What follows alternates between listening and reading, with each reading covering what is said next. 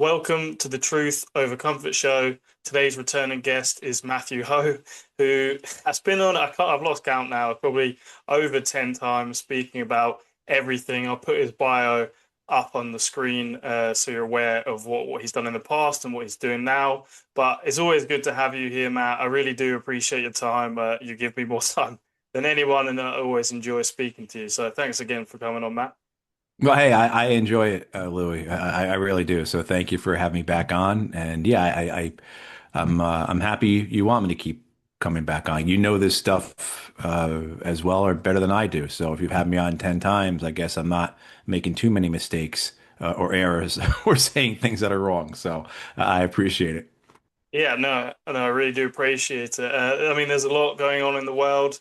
But first of all, before we move to Venezuela and what happened a couple of months ago, it feels like ages, but it's I still know. going on in the background. But before we get to Venezuela, for people outside America like myself or even in America, aren't really aware just how obviously heavy-handed America is in South America. Obviously, the Cold War and Vietnam or the Middle East gets a lot of the headlines in South America, kind of just keeps ticking along in each administration. But even going before that, people say America became an empire after World War II, but there's a lot of evidence to show Mhm. there was obviously an empire before, especially in South America. So, what is kind of America's role in South America going back, yeah, to the founding of the country? It's been one of dominance, going back even before the founding of the country, but it certainly, let's just address this issue of the United States as an empire.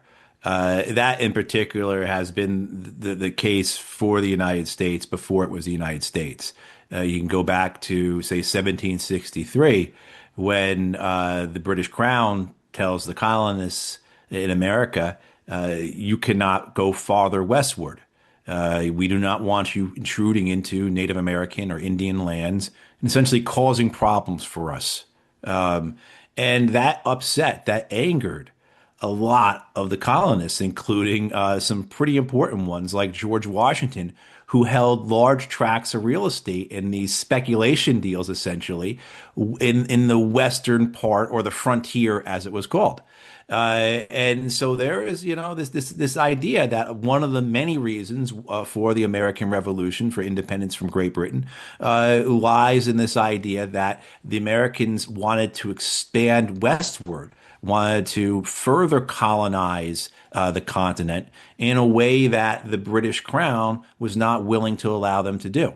And so you just see that so even in the roots of the United States as a country, you have this foundational desire to expand, to conquer, to make its own, more territory than it currently has. That westward expansion dominates the United States storyline for the first 100 some odd years of its existence. This is coupled with a doctrine that the United States has called manifest destiny. And this is this idea that it is an obligation, a responsibility of the United States to civilize the continent, that this is a God-given responsibility. And if you ever see artwork from the time depicting this westward expansion, very often there is an image of an angel or some form of a Lady Liberty type figure, but something superhuman, something divine, leading the frontiersmen, leading the colonists, the expansionists, the settlers westward. Right. So it's even more than just a commercial land grab. It becomes part of the culture of the United States. It defines who Americans are and what it means to be an American. And so, of course, there's the westward expansion, but there's always a desire to expand southward.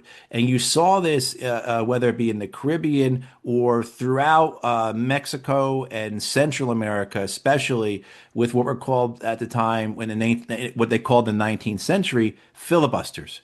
And these filibusters were basically expeditions to conduct coups. and they occurred at different periods throughout the 19th century. Basically, these mercenary type, adventurer type, journeyman type figures who would show up someplace and try and overthrow the government, and then in the hopes that the United States government would recognize them and allow for them. The most successful example of this is of course in Hawaii in 1893 when the sugar merchants, the plantation owners in Hawaii stage a coup and they get United States Marines to overthrow the royal government of Hawaii. And then 4 years, 5 years later, Hawaii becomes a territory of the United States and eventually a state, after World War II. But, so you had this desire. And then what you also had in the first half of the 19th century are the European powers leaving the continent, right? So you have, of course, the French selling the Louisiana Purchase to Thomas Jefferson in 1803. The French eventually, trying, of course, to take Mexico, all that. But you have the Spanish Empire that's crumbling as well. The Spanish give the United States Florida in 1822 or 1823. I think there were two deals for that. But you even saw that during the 1860s, the Americans purchasing Alaska from Russia, right? So you had and then you had the Bolivarian revolutions throughout South America that evict the Spanish. So now you have, as you're traveling through the 19th century, and as the United States is really starting to consolidate its part of the continent, and we should also mention that there were numerous attempts by the Americans to take Canada. The War of 1812 is the most famous one, but there was expeditions led by the great trader Benedict Arnold, during the Revolutionary War to take parts of Canada. There were, I think, expeditions up until the 1840s. This, idea that we're going to take either Canada as a whole or in part. And so the desire for the United States to dominate, to conquer, to colonize wasn't only ever directed westward or southward, but also many times directed northward. And we still see that. We still see that, of course, with Donald Trump saying Canada should become the 51st state. The whole thing with Greenland. We can get into that. What you have, though, is in the presidency of James Monroe about 100 years ago, this declaration of the Monroe Doctrine.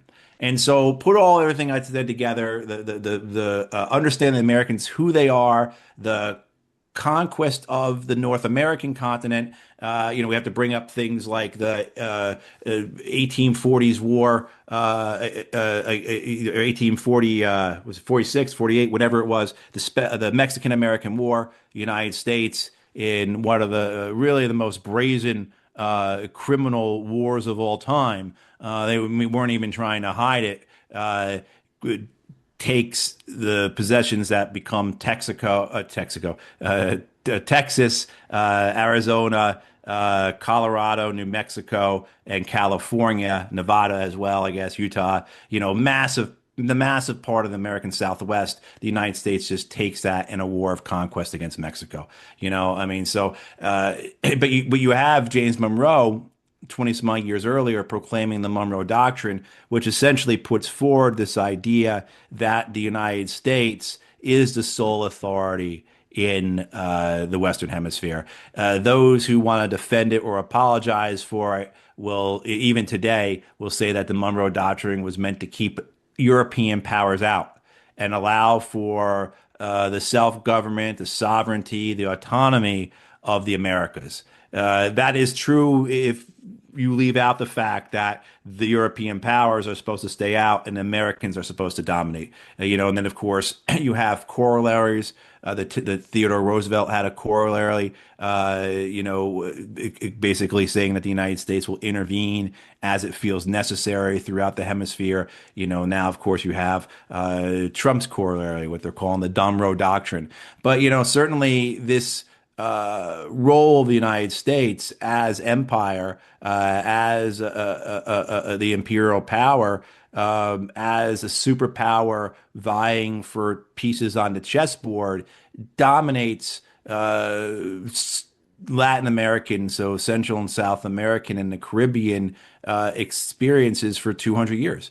So you have it whether it's the years preceding the Second World War, where the United States is heavily invested in armed occupation throughout the Caribbean and in Central America. I mean, some of these countries I'd have to look it up, but over periods of time, you had United States Marines landing seemingly every other year in one country or island nation or another, and occupying for large periods of time. Then of course, throughout the Cold War, the United States wasn't interested in carrying out occupations per se as carrying out coups. And then putting, of course, in proxy governments. And you see this, say, in Guatemala, right? You see this in Chile, right? You see that in Brazil. I mean, I forget the exact number, and I'm not sure if there are. I think it's one country has not experienced American intervention in the last 100 years in Central and South America, and I'm blanking on it. It might be Uruguay. But like it's that stark, right? It's that dominant in the American role in Central and South America. And what you had happen, though, I think, getting us till today, is while there are still coups that occurred, still American pressure, regardless of Barack Obama backing off a bit from the sanctions and blockade on Cuba, at the same time endorsing and supporting a coup in Honduras. You still had this American presence, and at the same time, too, though, you had a United States that, because it became this is in my estimation, because it became the world's sole superpower, because it became the unipolar power following the end of the Cold War, it started to look further afield, and it felt as if it didn't have to defend South America and Central America from other nations. And so while the United States certainly was still heavily involved in the politics, again, supporting coups, sanctions, putting pressure on nations, it lost, I think, the vigorous protectionist status it had, to the point that you now have China being the largest trading partner with most Central and South American nations, which makes many in Washington, D.C. absolutely apoplectic. And I think that's such an important part of all this, is because this gives the foundational narrative of this Trump administration that the United States abandoned the Monroe Doctrine some bit of legitimacy. I'm not endorsing it, not supporting it, but there actually is a little bit of rationale to their argument, right? That this, look, how can it be that our hemisphere, China dominates trade with it? We have to take that back. If we really are honest about ensuring that the United States is going to not just compete but dominate in the future, we have to ensure that our hemisphere is fully ours. And one of those things, China can't be here cutting in on our good thing. And so I think that, I know that was a lot, but I think kind of gets you up to where we are now. And in Venezuela, of course, being its own separate case, the ire of American administrations for this whole century, even at the tail end of the Bill Clinton administration, there was a lot of angst and anger and frustration and fear about the new Hugo Chavez government. But then certainly George W. Bush's administration turns Venezuela into enemy number one in South America, and to the point that it becomes an article of faith that in Washington, D.C., that Venezuela is an adversary. Venezuela is a country that oppresses its people, and Venezuela is a government that deserves regime change. And that becomes an article of faith among both Republicans and Democrats. No, that was a good overview. And before we go to Venezuela, just going back to, because a lot of people don't realize those states in America, the southern states, were purchased or taken over various years. Is it disputed at all within the American establishment that it was a war of conquest with Mexico, where they took California, Texas, New Mexico, all the Yeah. states you mentioned. Is that even debated, or is it looked at as like, well, how's it seen? No, I think most people at this point, even if they are very defensive, even if they are true American patriots, even if they see America as being the exceptional nation, right, blessed by God, even if they use those type of terms and see the world that way, I think most of them will shrug and say, yeah, that was pretty bad. I think you have some who would argue against it, of course, like anything, and they would point to excuses and rationales, and oh, the Mexicans were oppressing the indigenous people there, or I mean, one of the things for people who aren't too familiar with I mean, people may be familiar with the Texas-Mexico War and Texas's break from Mexico, and what that was actually about. That was about slavery. That was about the Texans saying we want slavery and the Mexicans saying no, we don't have slavery and you can't have it. And that's why Texas breaks away from Mexico. That's why the United States intervenes. And that's why several years later, you have this Mexican American War and the taking of, again, the entire Southwest of the United States, including the coastline of California. I mean, this was a massive land grab.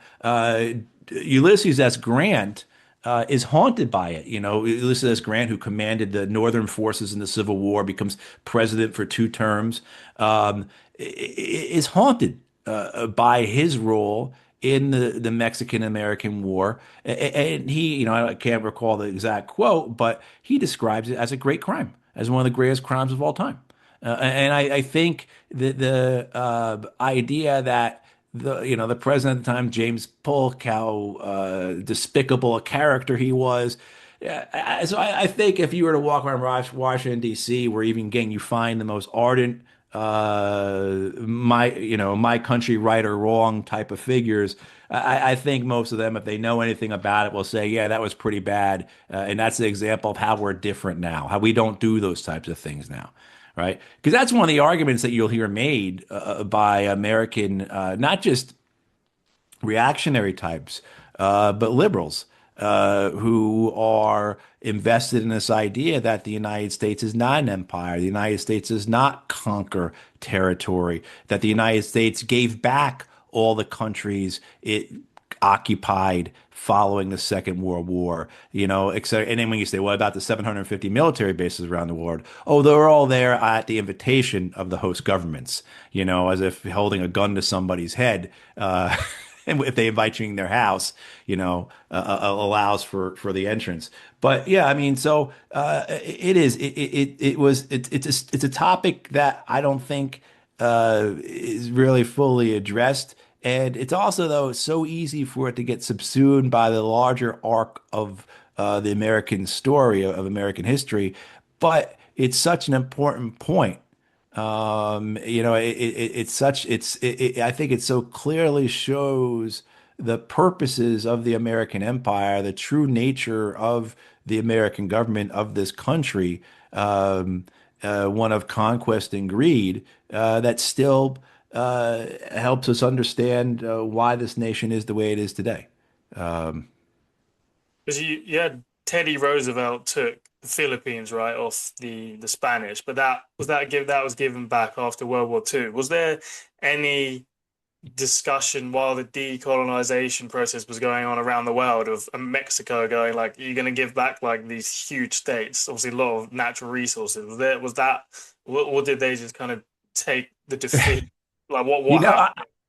I want to say the president of Mexico last year, when Donald Trump renamed the Gulf of Mexico to the Gulf of America, which thankfully hasn't caught on here at all, I don't think. Although I think there are some nation or some institutions that actually did change the name. I want to say at some point, President Sheinbaum of Mexico made a comment that they, that part of the Southwest should be renamed Mexico. Made something along those lines and referenced that. The Philippines were taken against the dying Spanish Empire of World War at the turn of the 20th century. That was the McKinley administration, and McKinley dies, he's assassinated, and then Roosevelt takes over, and then you have this terrible war of subjugation in the Philippines that, again, most people are not familiar with, and most Americans are not familiar with. You had a very successful American war against the Spanish Empire that was largely enabled by resistance movements within Cuba and Puerto Rico and the Philippines themselves. I mean, the Spanish were essentially on their way out already. They were an empire that was in its last moments. They would still hold possessions in Morocco and some other places, but they were on their way out in terms of the Philippines and the Caribbean. And so the American role in it was important, but it really was what pushed that to its finality. And, as a war, one of those wars where you had more American casualties from disease, which was not uncommon, of course, than in terms of combat, though. It really was a lopsided military engagement, a spectacular victory, if you will. And then in the case of Cuba and Puerto Rico, they became essentially American territories. Cuba was granted its independence under essentially an American protectorship that was led by the dictator Batista that Castro and his folks overthrew in '59. But Cuba became one large plantation for the United States, along with some resorts and some gambling casinos and other things. If people understand the American repulsion, the anger at the success of the revolution in '59, it comes from the nationalization of those American investments, of those American properties, of those American plantations and mills and resorts. It's one of those deals where if you meet a Cuban American who's upset about it, they say, the communists took my family's property. They're probably talking about a factory where they essentially were enslaving people. I mean? So, Puerto Rico, of course, becomes a territory of the United States, remained that way. And of course, all the complications with that. But then you have the Philippines, which after the eviction of the Spanish, the Filipinos believe that we are going to be granted our independence, and that's not the case. The Americans are staying. And so there is a violent, terrible insurgency that lasts for in its brutality, 5 or 6 years, and its longevity, another 10 or so, where the estimates are anywhere from 250,000 to 1 million Filipinos were killed in really, truly barbaric and almost genocidal like fashion. The American subjugation of the Philippines, essentially kill every boy, every male above 10 years old, was the orders the U.S. Army and U.S. Marine Corps was under in terms of subduing revoltful areas. So it's a period that I don't think many Americans are very familiar with. So you did have, though, following the Second World War, the independence given to the Philippines by the Americans.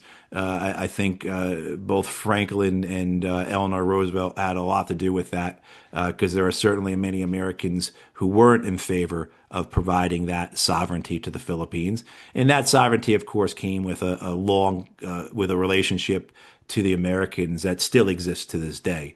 Yeah.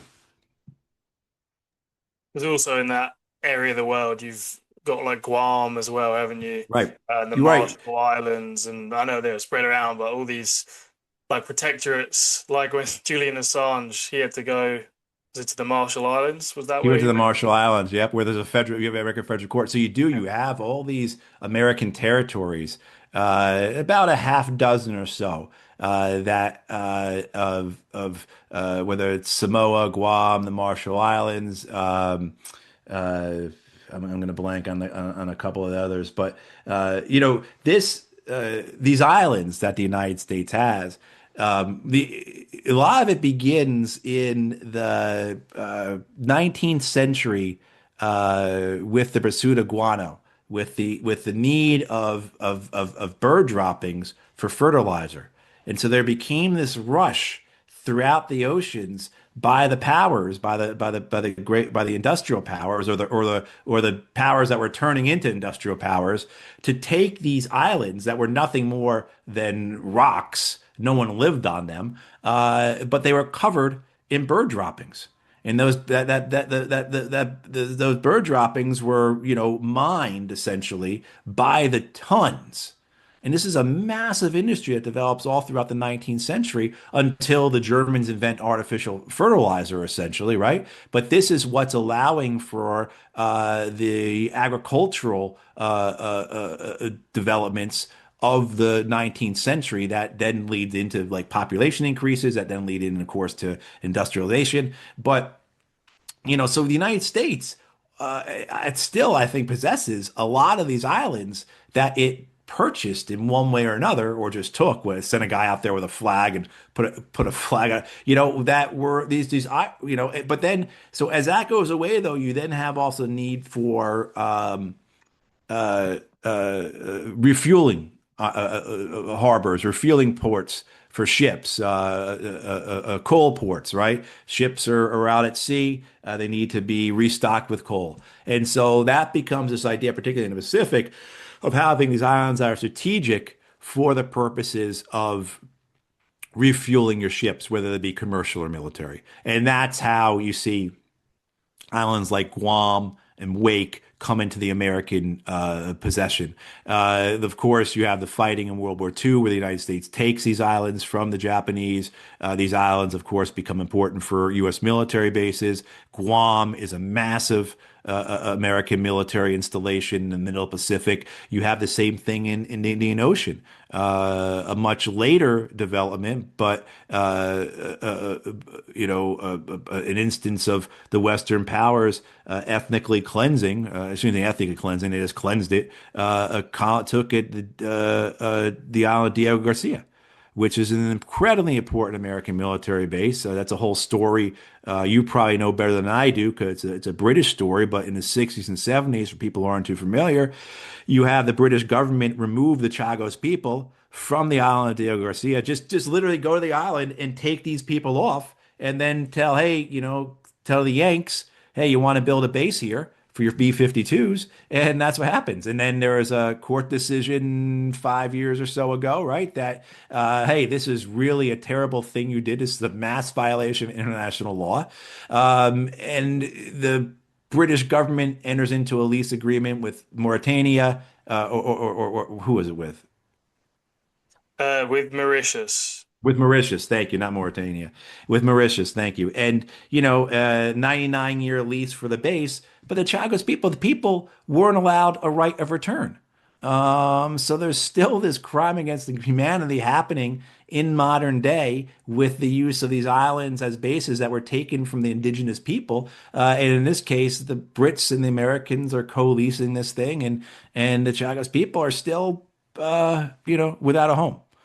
So these stories that we tell about this expansionism, this imperialism, this conquest, this colonialism, they aren't quaint, they aren't foundational in the sense that we need to understand how we got here, but they're still occurring in present day.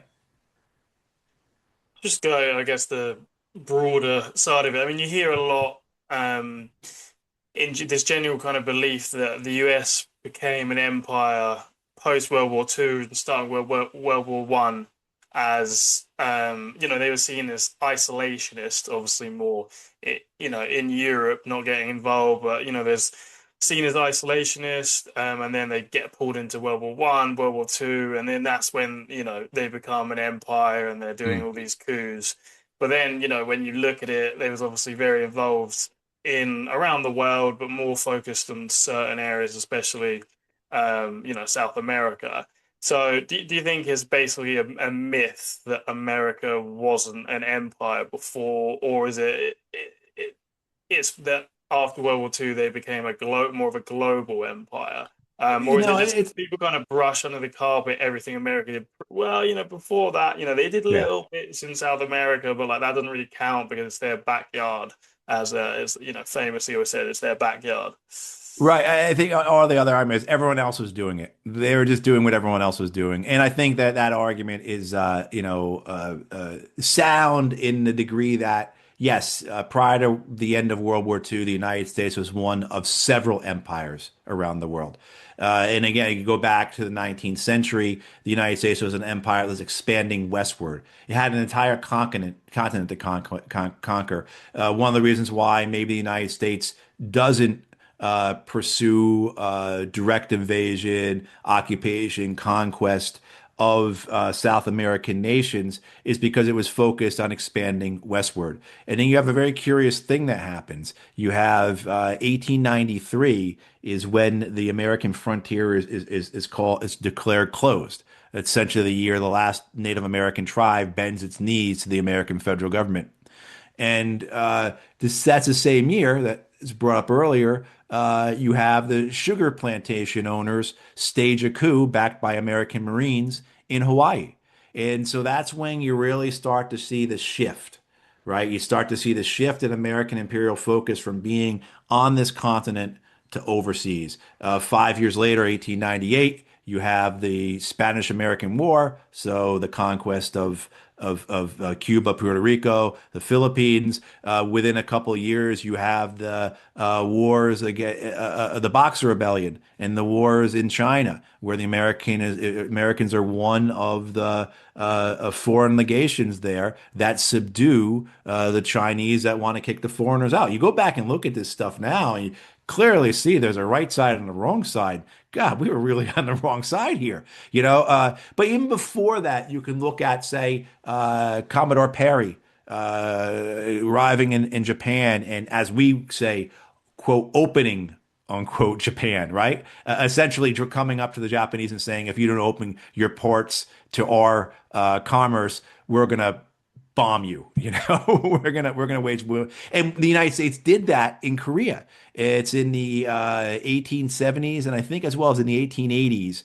Two occasions, I believe, American Marines went ashore in Korea, killed a heck of a lot of Koreans in order to force open Korean ports, essentially, keep them open for American traders. I mean, so you had this type of imperialism occurring throughout the 19th century in the Pacific that, minor scale, if you will, until you reach the Spanish-American War. But then once you reach that Spanish-American War, then you start seeing the heavy-handed practices of the Roosevelt administration, essentially taking Panama from Colombia so the United States could build the Panama Canal, which serves American interests, of course, right? You have Roosevelt sending around the world the Great White Fleet, which were all these battleships that were painted white so everybody could clearly see them. I mean, what is that? I mean, you have this posturing by the United States, and then of course throughout the first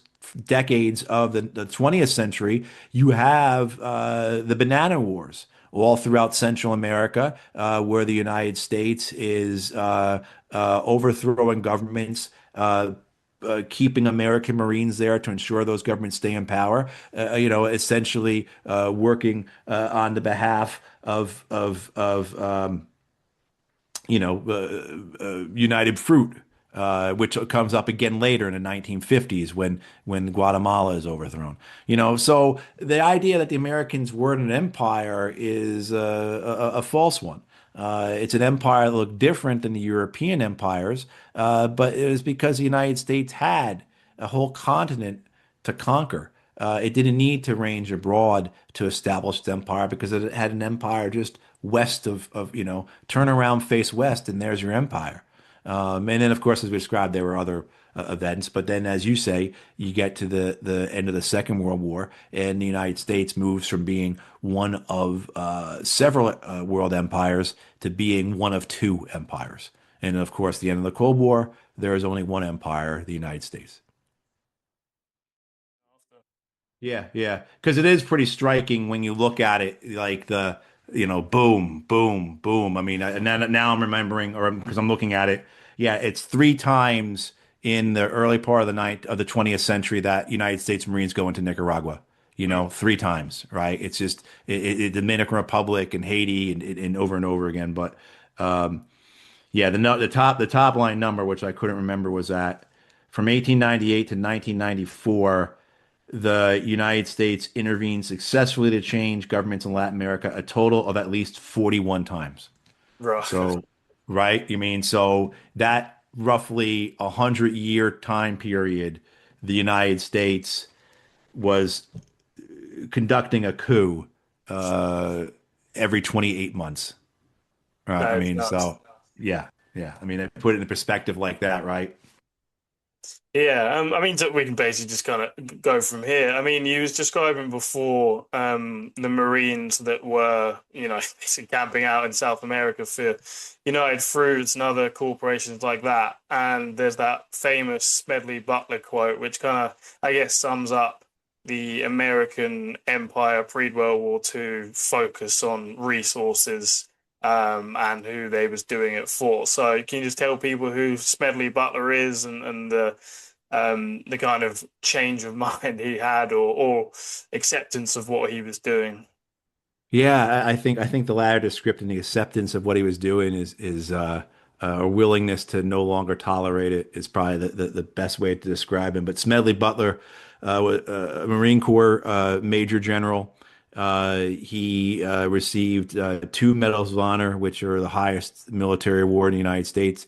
If the rules were different during the time, he would have received three Medals of Honor, and he'd be the only American to ever have received three Medals of Honor. But the rules were a little different at the time.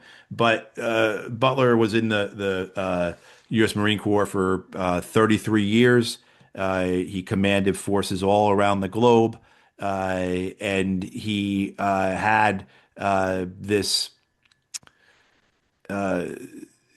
When he retired, he very forcefully condemned his actions, and by extension, condemned the actions of the U.S. Marine Corps and of the American government. And he's most famous for his book he wrote at that, explaining all this, called "War is a Racket," as well as just that phrase itself. And the quote of his about "War is a Racket" is a pretty not just famous quote, but I think quite an accurate one. And I read it here. War is a racket. It always has been. It is possibly the oldest, easily the most profitable, surely the most vicious. It is the only one international in scope. It is the only one in which the profits are reckoned in dollars and the losses in lives. The way he described his career, what he had done, and again, he was all over the world. He described it in this way. I spent 33 years and 4 months in active military service, and during that period, I spent most of my time as a high-class muscle man for big business, for Wall Street and the bankers. In short, I was a racketeer, a gangster for capitalism. I helped make Mexico, and especially Tampico, safe for American oil interests in 1914. I helped make Haiti and Cuba a decent place for the National City bank boys to collect revenues in. I helped in the raping of a half dozen Central American republics for the benefit of Wall Street. I helped purify Nicaragua for the international banking house of Brown Brothers in 1902 to 1912. I brought light to the Dominican Republic for the American sugar interests in 1916. I helped make Honduras right for the American fruit companies in 1903. In China in 1927, I helped see to it that Standard Oil went on its way unmolested. Looking back on it, I might have given Al Capone a few hints. The best he could do is to operate his racket in three districts. I operated on three continents. And, so the scale of his presence around the world and, you know, his explanation for what he was doing there belies any type of understanding of benevolence in the American imperial project. I mean, and it's not just for one industries, but for industries in general. He talks about supporting the oil industry. He talks about supporting the sugar industry. He talks about supporting the fruit industry. He talks about supporting the banking interests, right? I mean, so it's not just one explanation of this one particular industry happened to capture American government at this time and bent America's foreign policy and the use of military force to its interests. No, this is just the nature of the American government is to carry out its foreign policy, to utilize its military in an imperialistic fashion to benefit commercial interests. Doesn't matter what commercial interest, it's just meant in general. And so, people get caught up, I think, a lot with this idea of chasing down the specific industries that benefit. So, say, take Iran, right? And it's got to be about the oil. Of course, it's about the oil, but that's not the entryway into this. The American government looks at the world through with a worldview, with an intention to utilize its foreign policy and its military forces in order to benefit commercial interests, whatever those interests are. So it just happens that Iran has oil that the United States can benefit from. If it was any other industry, the United States would have the same attitude towards Iran, particular one that was, particularly because Iran is a nation that is opposed to the United States. It doesn't bend its knee to the United States. And that's what you see happen here. At the same time that Butler is talking about, say, Honduras or the Dominican Republic or Nicaragua, there are other Latin American nations that aren't being intervened in, that aren't under the occupation of American Marines, that aren't being undone by coups because those countries are already going along with American interests, right? So if you go along, you'll get along. If not, you'll get the treatment that nations throughout the history of the United States have experienced if they're not in line with American expectations.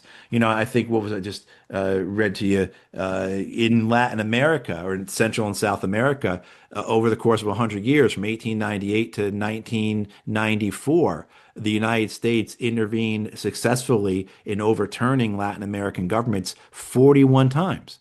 So in a 100-year period, you have essentially the Americans carrying out coups every 28 months. And that doesn't include the history of the last 30 years. So I think understanding why the United States does this, how it acts, and that it is just the nature. This is the reality of the American Republic, that of imperialism, expansionism, conquest, colonialism, and it's not driven by specific industrial interests, but there is an alignment, of course. But this type of understanding, this worldview, this purpose of the United States is something that exists irrespective of any specific industry. Just on with the aspect of, there's the coup side of it, overthrowing these governments for the actual resources, but once we do put certain governments in, there's a whole other side of the deaths and stuff that happen after that. I Right. mean, Nicaragua is a famous one, but some of like the right wing or heavily like right wing militias that would massacre people. How bad was it? Some of the regime, because the US, talking like World War II as well. We like to talk about, we're there for democracy and all these things, but then we're happy to put up, with Saudi Arabia and these other countries. But in South America, some of the people that were, put in by the US were, carrying out massacres and things like that. What were the sort of governments that did play ball with us in South America, coup or not, if they, supported or however it is. You know, Prior to the Cold War, it was their loyalty was based upon how well they served commercial interests, and there wasn't much of an ideological component behind it. Just, hey, are you letting, you know, company X do as it wants? Right? I mean, and you not your laws aren't benefiting your people, you're benefiting our bottom line. That is, as long as that was the thing, then you were okay with the American government.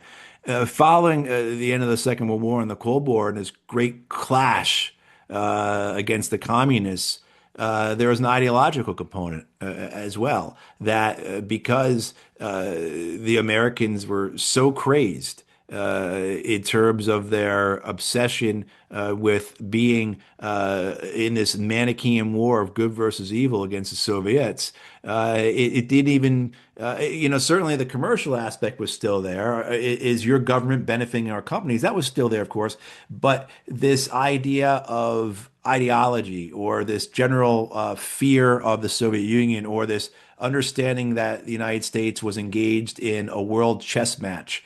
Certainly, this is what occurs. You can read about this at the National Security Archives at George Washington University. The folks there went through the documents pertaining to the 1953 coup in Iran. And, for the British, it really was about the nationalization of the oil, right? This really was about benefiting BP, but for the Americans, it wasn't that simple. The folks who've looked at these documents and who've assessed this say, the American decision making in terms of staging a coup in Iran in 1953 had more to do with this belief that the Soviets were going to invade Iran and then take the oil and then have a warm water port on the Persian Gulf. And, it just swept into the Americans' feverish understanding of, again, the world as a chessboard. And I think that's what occurs in Central and South America as well, where being pronounced as an anti-communist was the most important thing. So whether it's you're looking at, say, Argentina and Chile, there are also components to ideology-wise, because at that point, particularly, there was this free market capitalist fervor, this idea that, the Milton Friedman part of American policy that plays into it as well. So South America becomes an experiment, if you will, for American economic visions. But what you have, though, is you have some truly incredibly reprehensible and brutal governments in power throughout Central and South America that the United States backs. Again, Argentina and Chile are examples. El Salvador might be the most egregious. The brutality towards the Salvadoran people under the support of the American government.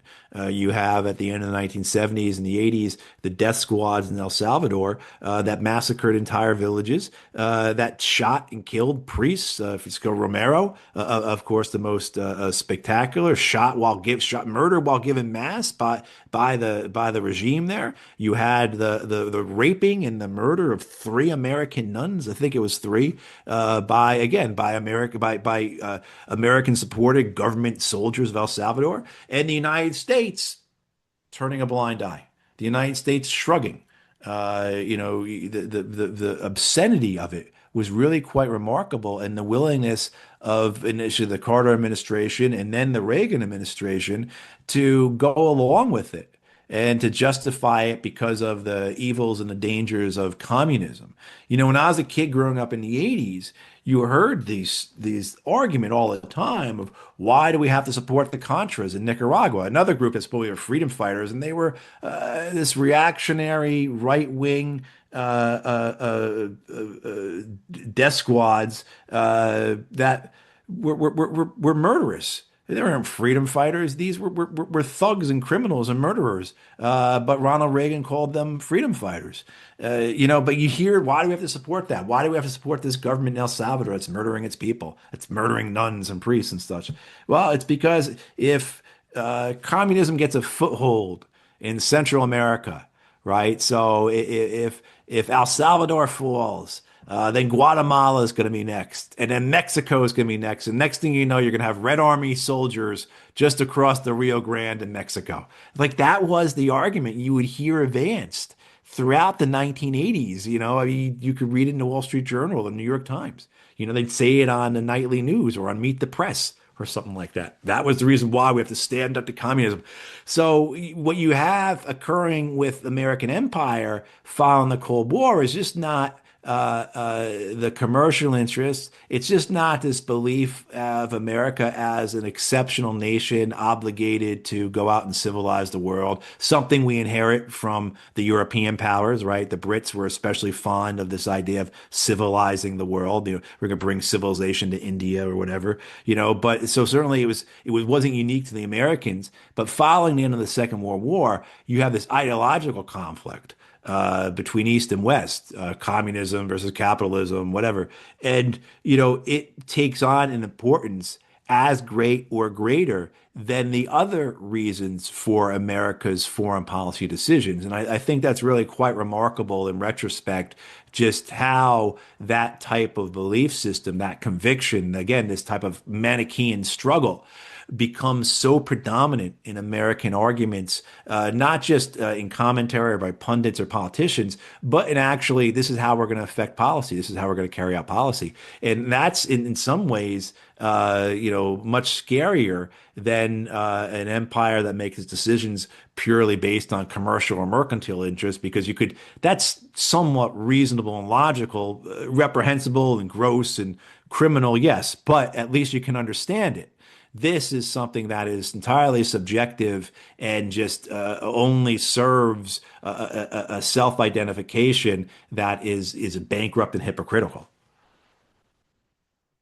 Just moving to Venezuela in this kind of greater context of the conversation, do you see this as a move back to like gunboat diplomacy, which was more like pre-World War II American interest that was just like, because you have everyone saying, it's about democracy or about this, and then Trump's just like oil, oil, oil, oil. Right. Like they're trying to like make an argument, and then every time Trump's like, he's not even pretending it's about drugs, Right. or Right. he's just given up, and he's like, it's oil, and then he put out a tweet like, they stole our resources, and like we were talking Right. about earlier, it's completely ironic when you have California, Mexico, sorry, New Mexico, all these states where clearly Puerto Rico, Hawaii, like all these countries that clearly have a Right. much better argument about it. Um, so do you see it as a move back to like that sort of thing? Like we was discussing earlier, there's still like, this is also about China and Russia. Your adversaries shouldn't be in this region, but like, do you see it as more of a just like this is about commercial interests? They nationalized the industry, or do you think it's still a bit of a mix? Because it is interesting to see. I mean, Trump is a bit like this, but feels a bit different to maybe the Middle East, where it's still like it's about terrorism or about it's just Yeah. like there drops the act kind of thing, isn't it? But that's what Trump does. But it seems on like steroids. Yeah, yeah, it's first the hypocrisy of like saying they stole our stuff when the entire United States is built upon land that was stolen via genocide from the Native American people. So yeah, it's a bit rich, right? But yeah, it is kind of refreshing in a very macabre sense that Trump drops the act on Venezuela and just says for him it's about the oil. And you can understand that. I mean, you don't agree with it. It's gross and everything. But okay, I can see how, particularly I think for Donald Trump and those who think like him and those in his camp, who view the world, who understand that the United States is in a multipolar world now. It's not a coming multipolar order. It is in a multipolar order now. And for the United States to dominate that multipolar order, because it's not about an American retreat. This is not about American just being able to compete better with other nations. This is about rebuilding, reshaping, reimagining, reconstituting, consolidating, whatever you want to call it, the American empire into something that can dominate in the future in this new world structure. And so I think the argument for Donald Trump then is very clear. Like, look at the amount of reserves of oil that are in Venezuela. If we have possession of that, how can we then utilize that to advance our interests? And I think the first example that's already been made clear, where the United States has approached India and has said to India, look, if you don't stop selling your oil to Russia, or sorry, if you don't stop buying oil from Russia, we are going to raise tariffs to 50%. However, if you stop selling, or excuse me, stop buying oil from Russia, then we're going to lower tariffs down to 18%. Plus, we're going to sell you oil at a discount from Venezuela.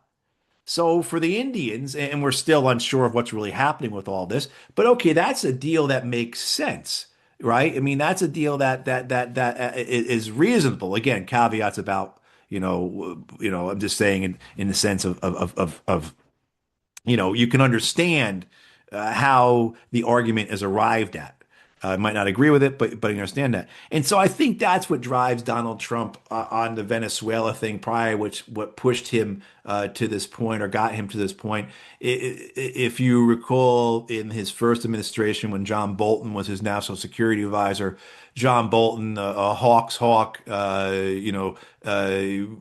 got John Bolton's the kind of guy who would think that the late John McCain wasn't in love with war enough. He would think that Lindsey Graham isn't fervent enough in his desire for war. So Bolton is the Hawks hawk.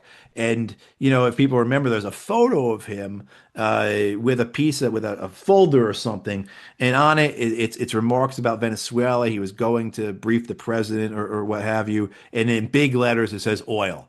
As you could see that whatever Bolton's reasons for wanting to stage a coup and overthrow the government of Venezuela, take it over, he understood that the president would best understand this through the argument of oil.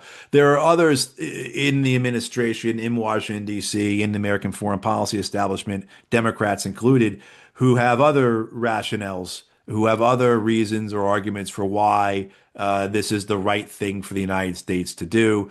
Some of them are ideological carryovers from the Cold War. Venezuela is a socialist state.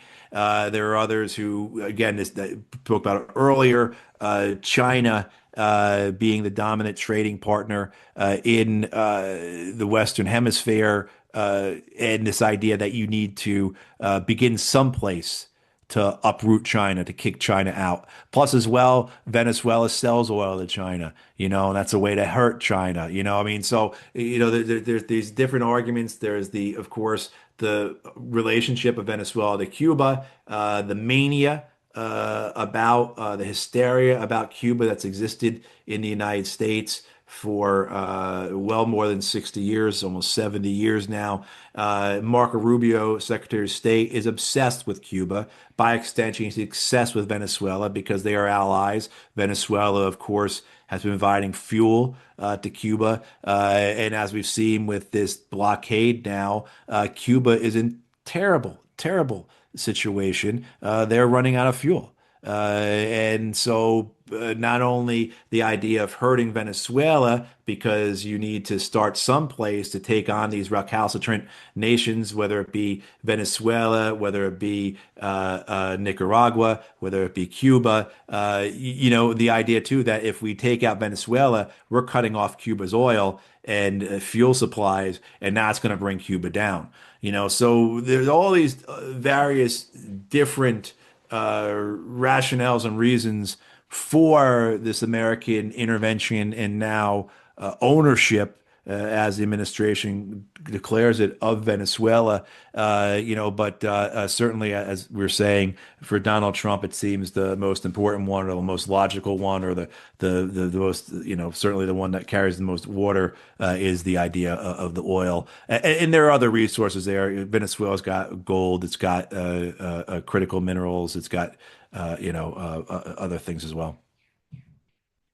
Yeah, and with Trump going back to his first administration, there's the famous again. It's never like he says it once, where it's like a one-time thing. He's like multiple times, and he get asked about it, and instead of just like moving on, he'll say it again. But with the oil in Syria, he's like the only reason we stayed Yeah. in Syria was to protect the oil. And then in another interview, they're like, well, we stayed to protect the oil and keep it out of their hands. We're not going to sell it. He's like, well, we might sell it. We might sell it. Exactly. Like giving him an out, like the Fox News been, giving you an out. He's like, well, we might sell it again. Venezuela, they take those vessels. It's like, yeah, we might sell it, we might keep it, we don't know yet. Like he just Yeah. comes out Yeah. and says it.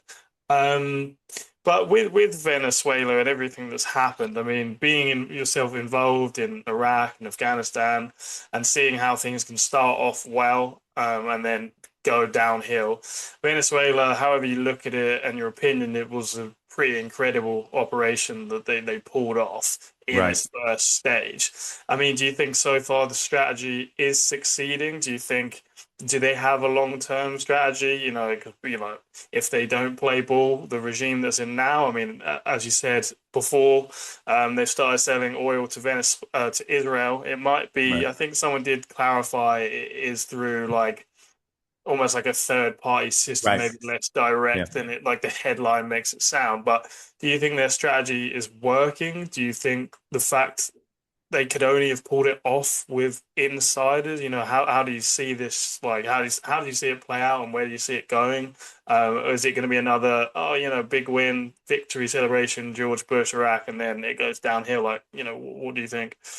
Well, I think probably some filmmakers like Catherine Bigelow are lining up to make the movie about it, and Hollywood will do everything they can to support the CIA and the American Military Special Operations Command tell their story, tell their narrative.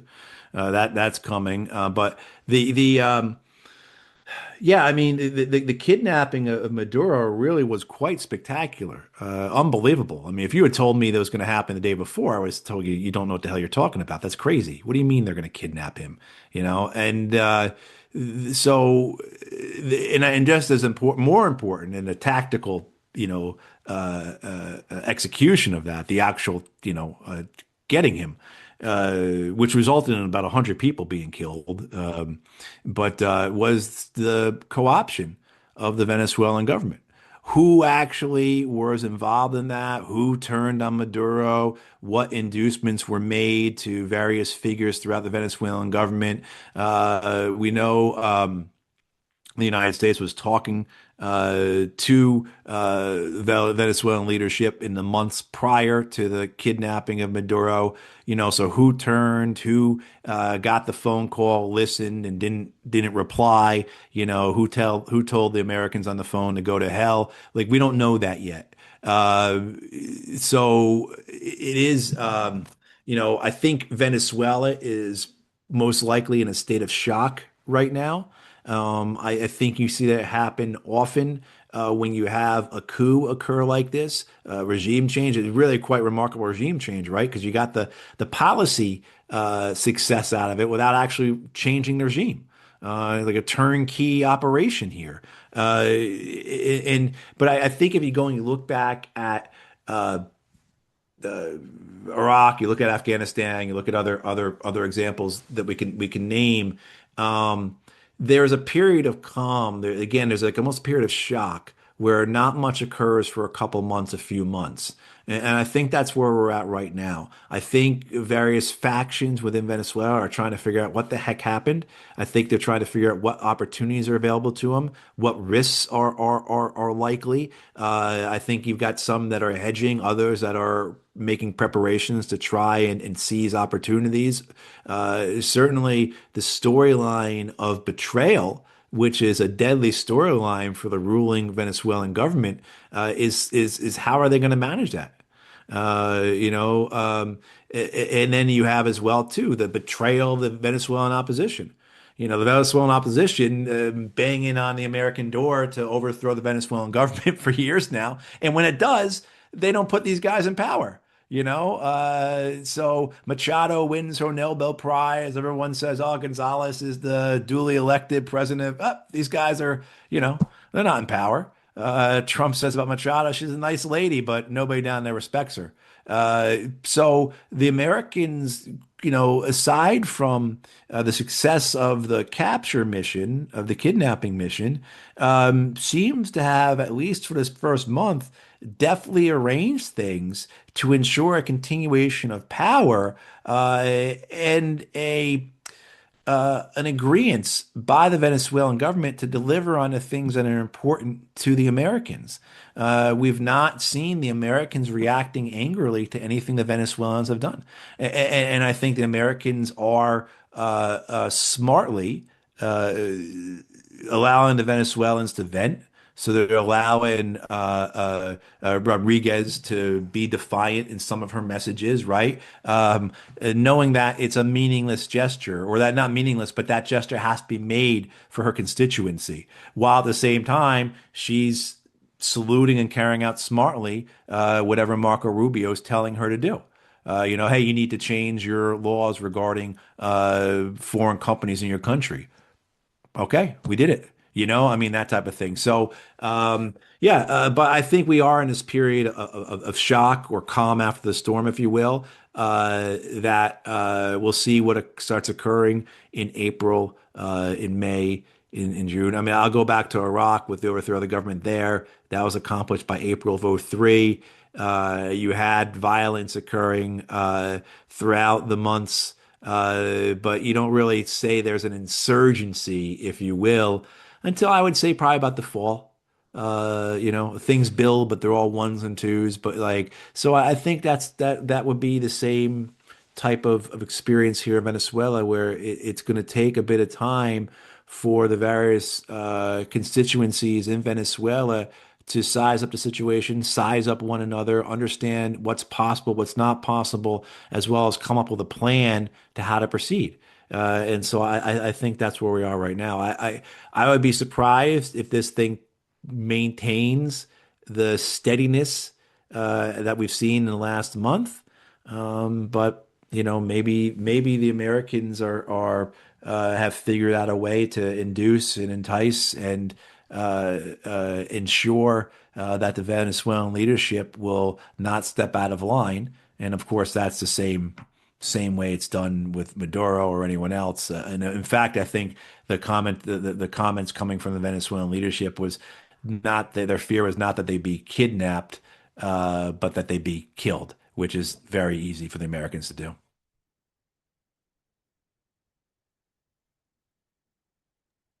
You had Trump basically threaten the new leader and say it'd be even worse than what happened to Maduro, basically saying he'll kill her.